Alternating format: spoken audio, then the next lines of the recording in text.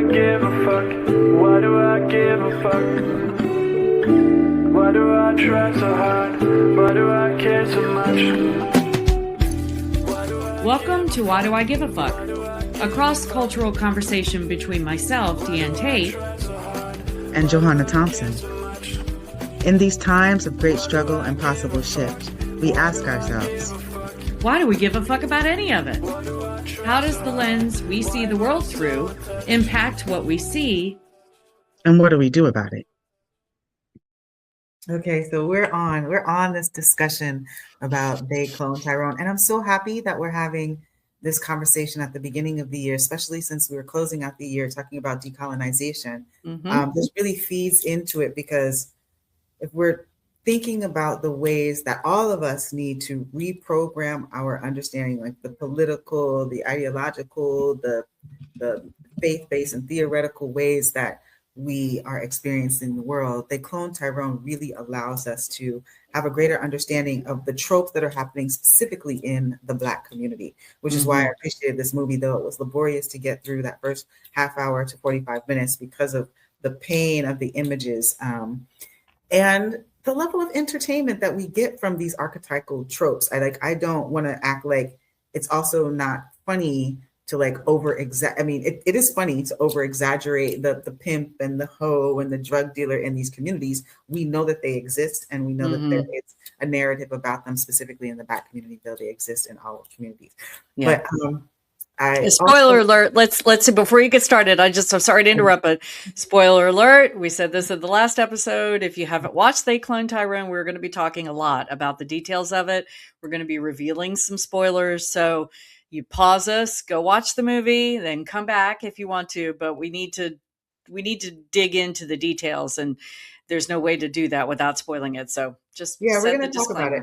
And I mean, so it's funny because spoiler alert and no, because we have seen these stories about our communities, right? And just by the name of They Clone Tyrone. So we know that Tyrone is getting cloned, y'all. We know that other people in the community are getting cloned. Like, that's just the reality of what it is that you're hearing and listening to. But it's the way that they talk about it that is particularly interesting and a really good eye-opening way to think about mind control and programming. And some of the things that I wanted to talk about is like this element of like having like the criminal industrial conspirators. It's like some language that I think is like really great. Industrial conspirators controlling our minds. And in the Black community, there are specific themes that we talk about. And you mentioned this on the first part of the episodes, that we are being mind controlled through our food. They specifically spoke into chicken because there is this narrative about Black folks loving chicken, but I know everybody loves chicken because I've been across the world, and everywhere you go, there's somebody that has like a real good chicken meal. So, but this chicken narrative and it being in the food and the food being poisoned in a way that also causes some type of mind control and causes some type of impact on the community.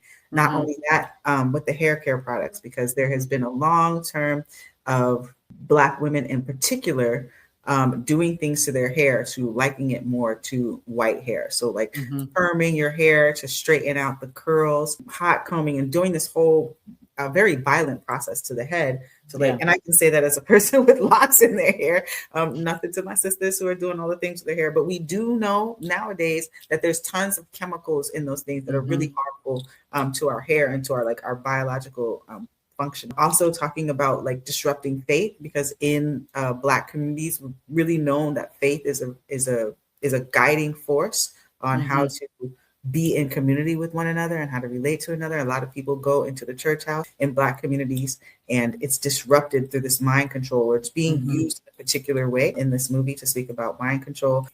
They're talking about also trust and obedience and programming, and like getting people to be obedient to the larger narrative that folks want. They want the pimp, the hoe, and the drug dealer in the communities because that specific archetype keeps the community down in a particular type of way. Yeah.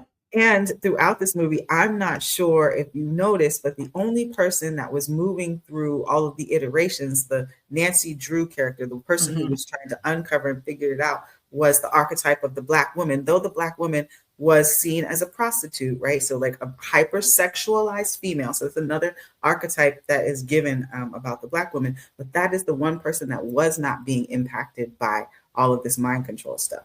She was I able to did notice that. Yeah, when they had the confrontation with the Kiefer Sutherland character, she was the one that didn't get at the restaurant, she was like, it's in the chicken. Don't eat right, the right, chicken. right. Don't At the eat the church, she chicken. was like, Right. cover your ears. Don't listen to this. So it was the Black woman who was like being the messenger that is like trying to like help people connect to the level of mind control, which I thought was lovely and fascinating.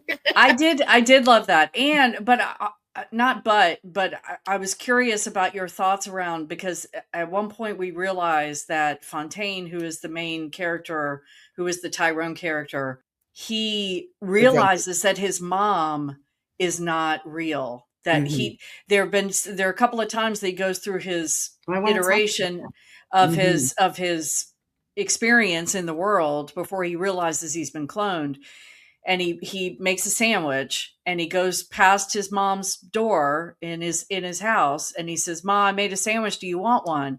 And she answers and says, "No, honey, I ate at the fish fry. I'm still full." Or And to contextualize this, hold on.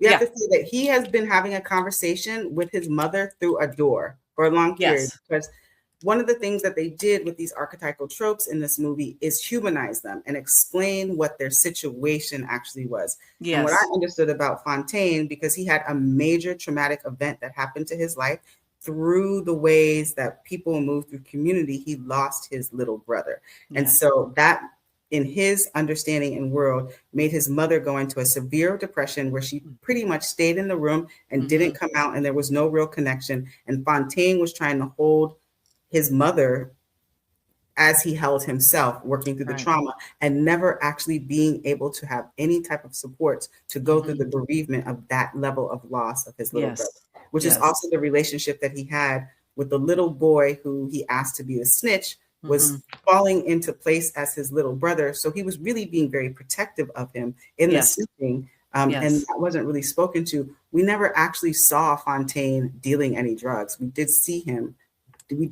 actually dealing with people in the community, but you never saw him doing any form of exchange. He was the archetype of the drug dealer. right. That actually was taking care of the little boy, making sure that the little boy did his homework, actually beating up the people who actually were selling the drugs in community. Right.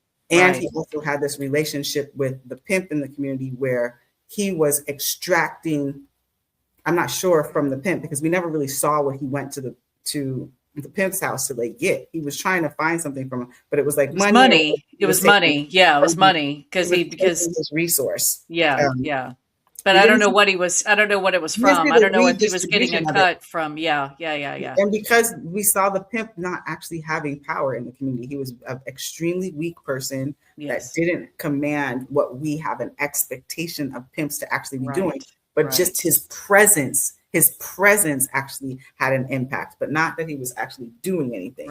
His presence had an impact. And I think that was central to them making a point about the movie and these archetypes and tropes that we have in Black communities that create harm. So getting back to the Black women and how they manifest in the movie, I thought it was so interesting when he finds out after a couple of iterations, once he realizes that he's been cloned and that this is happening, he's starting to unpack the realities of what's happening. Is he goes by his mom's room. He says, "Mom, can we talk?" Yes. And she says, "Not right now, honey. I'm watching my stories." And he opens the door. He's like done with this. And he opens the door and he finds a recorder on a table. There's nothing else in the room, just a table with a recorder on it. And the recorder is voice activated to answer his questions. And of course he gets very upset, and he, because we have no idea what happened to his mom. And, at this point, we have no idea how many times he's been cloned. We have no idea how long he's been caught in this loop and still mourning is the loss of his brother. We find out a little bit later, but we, at this point we don't know. So yeah, I thought it was very interesting, the role of the Black woman in this, and how and even to where the prostitute character Yo-Yo gets, when she's the Nancy Drew. I'll start to call her the Nancy Drew because I don't like that. She becomes much more in her evolution in the movie. the Nancy Drew character Yo-Yo gets kidnapped by the white people that are doing the cloning, and she gets taken down into the bunker area that we talked about, where they're doing all of the experiments on everyone, and they start to do an experiment with her on a new hair product that has a higher level of this chemical in it. They're testing it on her, and what they don't realize is that she's wearing a wig, because she has an afro on when they Protective they hairstyle. kidnap her, and it's a wig, right? Yes. And so I thought that was interesting. That went down in my notes, is that the white people didn't realize that a Black woman's hair is often can be a wig, and is not so they're putting all of the stuff on her, and they're commenting to themselves that, this is a lot stronger than it usually is, and what if this doesn't go well? And the other one's like, well, we'll take another one so that we can keep trying it or something. And so she pretends as if it kills her, because she's trying to get them to believe that they have got her in this scenario. And then when events happen that cause her to break out, she takes off the wig, and of course all of the chemicals on the wig, and she's good to go. And I thought that was a beautiful choice. I thought that was a gorgeous choice in the storyline. So yeah. And I see that also with a different perspective. Good. That I'm sure you do. I want to know. What did I not see through my white eyes? Because I'm sure there was plenty. I mean, you just wouldn't know. So, and I also watch like the current day Black exploitation TV network, which I absolutely love.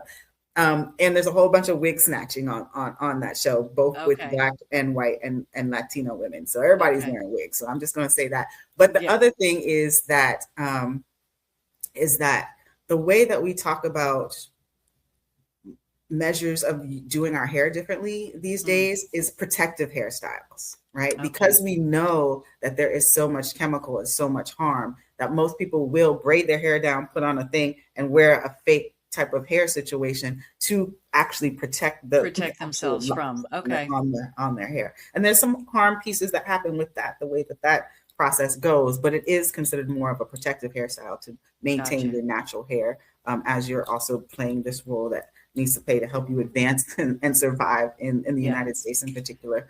And to have type of look. I also thought about the what happens in today's society with with white society saying that natural hair on Black women is not professional, legal. Right? Not legal, not professional. And so they've they've made it, criminalized it to and we did get the Crown Act, but I have no idea if that's even still in I mean, we get this legislation, but how it's translated and how it executes in communities and schools, you know that a lot of young people, they're getting their hair cut, they're getting arrested, they're getting thrown out of school. Young people getting braided, getting locks cut off because can't compete in sports and that kind of thing. So that I thought that was another choice, another part of that weaving of storytelling into what's happening today. And being able to have this protective hairstyle protected her from this mind control that was happening through this community. One of the things that I thought was really interesting is that they said that they were winning the future race. So in this, creating this lab in a Black community and doing all of this testing on like the social behaviors of Black people to make a determination about what the future race should look like. To your point, they were talking about making communities safer through assimilation. And the assimilation was also trying to maintain this authenticity of like Black culture within it. Right.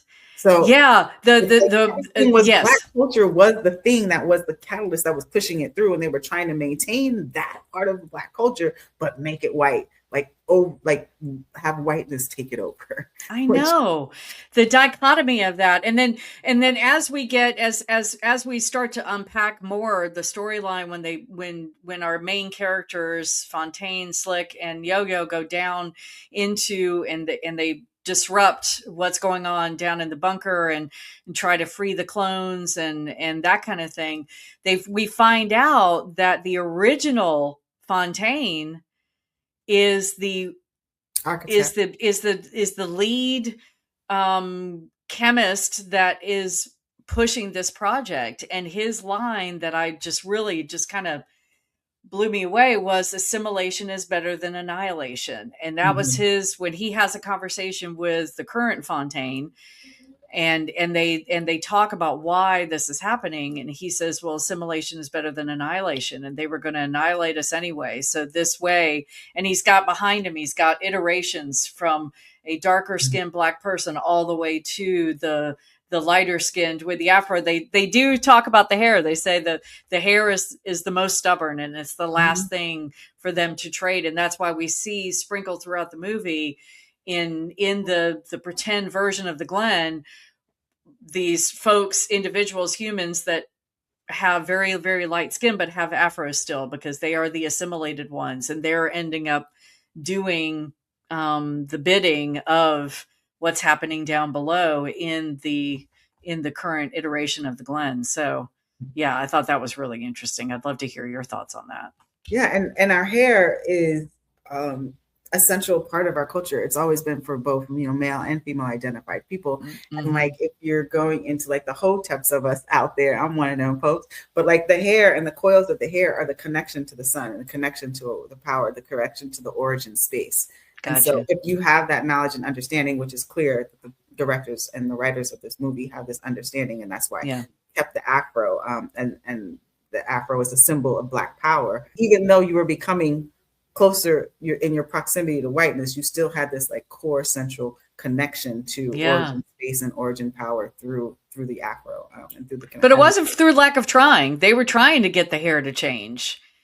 They were trying to get the hair to change, but they weren't, because the evolution of the human that they created, that archetype of this white Black person with the afro was the thing that was there. They weren't trying to change that afro. I think they were. I remember the original Fontaine saying, the hair is the last thing to change because it's been so stubborn, but we'll keep working on it and we'll get it right eventually. So he said in his conversation to the current Fontaine that they were trying to get, that the only reason the hair still looked Black identified was because it was being stubborn and they hadn't quite figured out how to get that to fully change.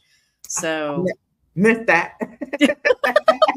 Well, and I wanted to ask you, what were your thoughts about a Black man being the originator of this assimilation project? How does that land on you?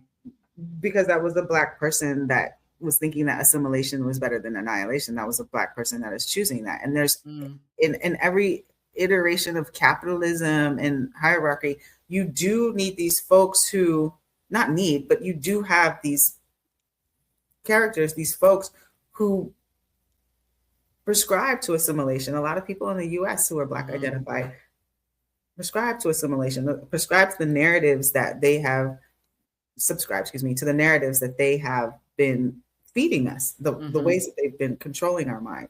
Right. So I didn't have like there's also the narrative that Black folks sold slaves, that's how it landed on me. I felt like it was I didn't like that choice, I guess. I understand it as you're putting it to me now, but my gut reaction when I watched the movie the first time was that it was classic whiteness that they would choose to depict a Black man as the driver of the assimilation project. I don't know. That felt very white, mighty white. I forgot about it. So I'm in reflection of it, because I really did like that didn't hold a significant an impact to me that it was Fontaine. Interesting. Because I understand trying to survive in oppression. Right. And so like what that Fontaine's character made the decision that directing, I guess, the assimilation is better than annihilation. He says it. Yeah, yeah. He explains that that's why he's doing it. Yeah. And then, yeah, in a racial context, I understand that making sense because we wouldn't exist in any way. Right.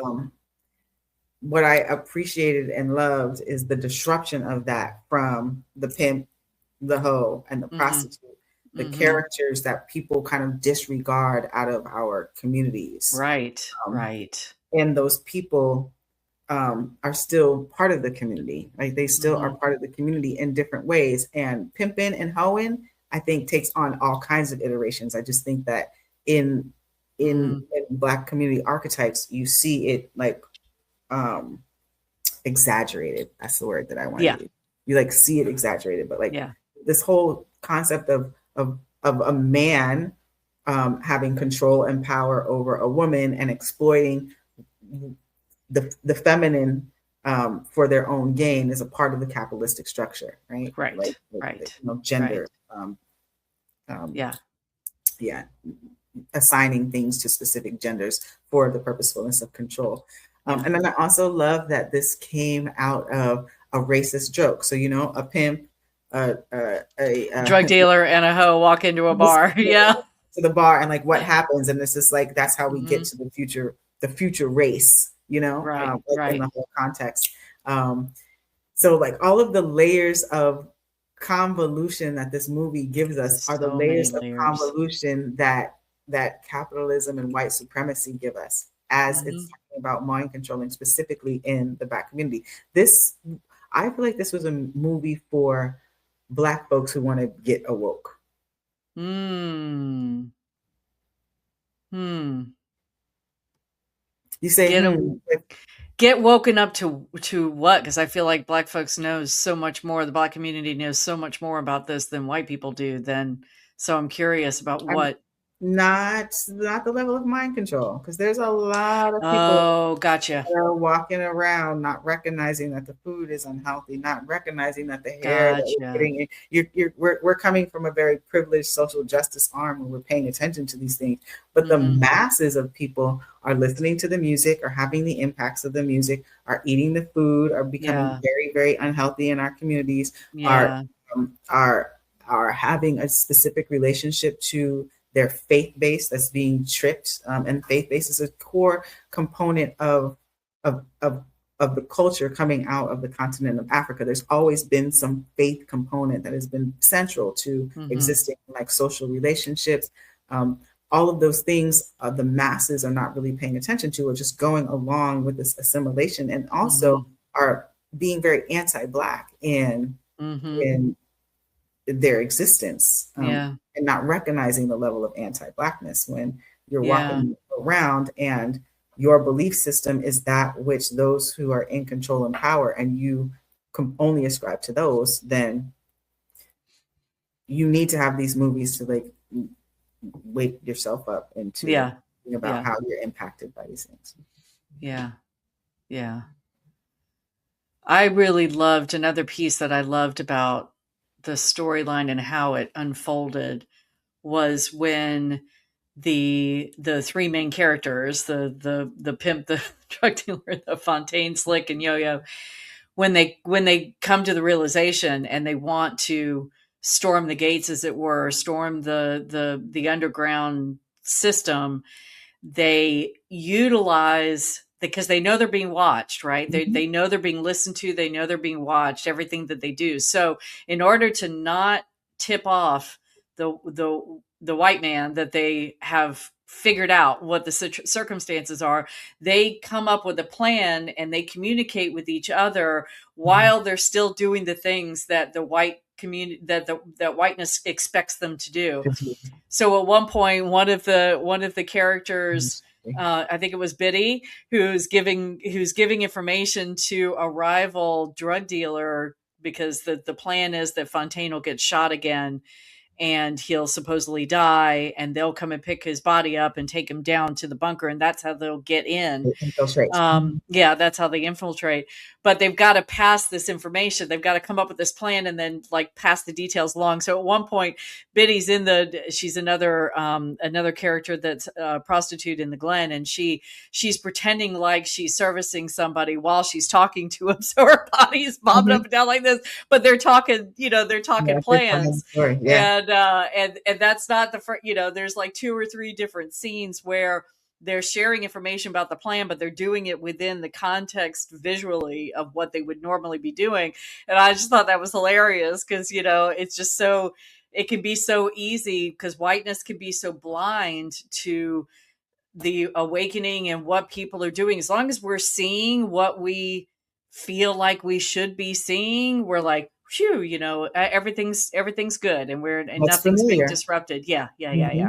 So I thought that was brilliant. So many nuggets, so many layers. Nuggets. You said layers, and that is like the perfect word. There are so many layers. There's complete layers. And then like the whole other layer of all of the folks that that in the construct of this community in the Glen that they've tried to keep separate and at war with each other. Mm-hmm. They all have to start having this underlying conversation with each other to execute the plan. Yes. And go forward with dismantling and disrupting this cycle of cloning these archetypes that are harming communities so that they continue with this lab. And so you get to the place where everybody is working together to dismantle and disrupt. So like there's also messaging in that is that you need a united front of people that play different positions to come together to actually disrupt these systems of mind control that is impacting everyone. What else was juicy and good in this? Oh gosh. Well, towards the end when they liberate the clones, right? They get all the clones out of there because they've got this big warehouse space with lots of pods in it where the clones are being developed, and so they let them all go. Well, these clones don't have, because when they would put another clone out into the Glen, they would give them the memories of previous iterations so that when they went out into the world, they knew who they were, they knew how to function, they knew all of these things. Well, when they release all the clones, first of all, a bunch of naked people walking around, and they're coming up to the surface from this underground lab, and they don't know who they are, they don't know where they are, they don't know what, they don't have any of the memories, they don't have any of the foundational information. They're just these bodies walking around. They are decolonized. They're fresh. They're fresh, right? They're brand new. And so,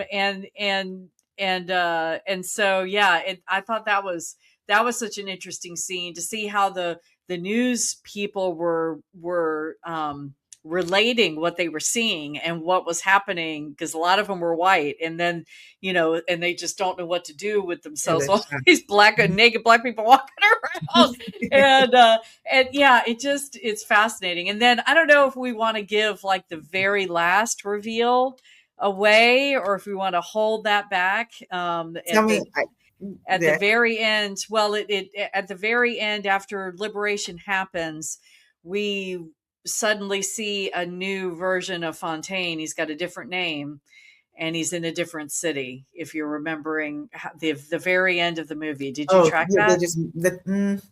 My memory escapes me at this moment. So the type is just placed in another place, right? It just they show that they at the very end of the movie, when everything has been revealed in the Glen, we now find ourselves in LA, and all of the same characters, because they're doing all the same thing, and it's a very LA version of the story and the tropes and but it's all the same. The Fontaine character is coming out of the thing. Oh, and the elders, we didn't talk about the elder that was outside of the community of the convenience store, and he portrays, you expect or think that he's just this drunk who's always sitting there and always drinking and always out of it, but he knew that Tyrone was being cloned, and he would drop these little Easter eggs, and once Tyrone figured out he was being cloned, the first time he revisited the elder and he heard the Easter egg, he was like, wait a minute, you know what's going on. You've always known, You I hold thought the that was really knowledge. cool. You hold the knowledge, and that like really speaks to like this intergenerational conversation, is that we kind of like discard people in our communities that really do hold a lot of wisdom, but they have chosen to check out, and we don't give them any credibility, really, honestly. Yeah. And it's because they are not participating and playing with the cloning and the mind control that's happening, and they look like a crazy person or unhoused person or an alcoholic person that has just checked out. And they have checked out. They've checked out of being having their mind controlled.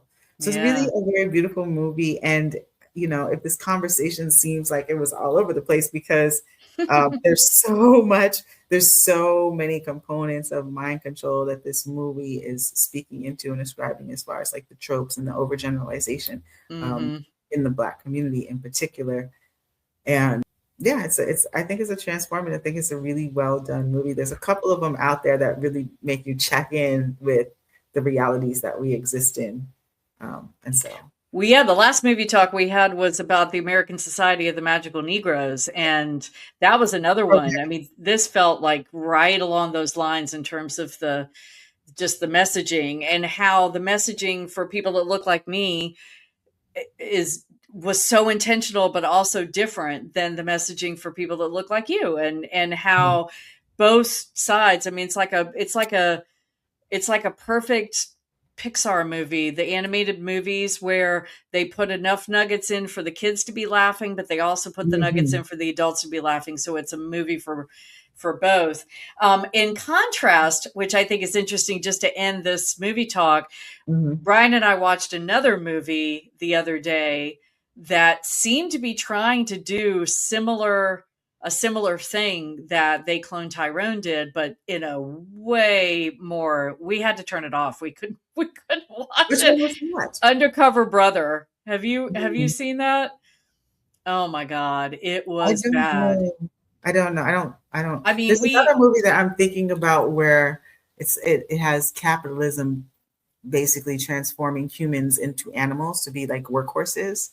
Oh wow. No, that's another really, really good one. I'll tell you the name of that the next time. But I did want to go out to Annihilation is Better Than Assimilation. And I had a note that I made that the type of assimilation that was being proposed in They Cloned Tyrone is annihilation. Yes. And so that is something. It's not an either or. Yes. As an indigenous, right? And thinking about like the assimilation of indigenous communities as the U.S. territory was being formed, they were sending young indigenous young people to schools, but that was like completely breaking down the fabric of indigenous communities when they were young people away, trying to train them in different ways of understanding, knowing, and being in culture, and that has completely annihilated the demographic of our population and humanity when you do this type of assimilation. And especially because you're trying to hold the authenticity of the difference that the community brings. And so it's really some real fuckery out there. That's the best way I can say it. It's real fuckery. Complete fuckery exists. Yeah. So anybody that's listening, and if you're watching on YouTube, we want to watch the movie. And then we want to hear in the comments, what were your thoughts? Did we miss something that you saw that you wanted to share with us? Because we didn't get to everything. We did not get to everything. No, we have a conversation. So many things. So but thank you for the dialogue. I appreciate it. And we'll see you guys on the next episode. All right. Blessings. Thanks for joining us. Until next time. As you move throughout your day, continue to ask yourself, Why Do I Give a Fuck is produced in collaboration with Johanna and Deanne. Music by Norwegian musician Water. See you next time.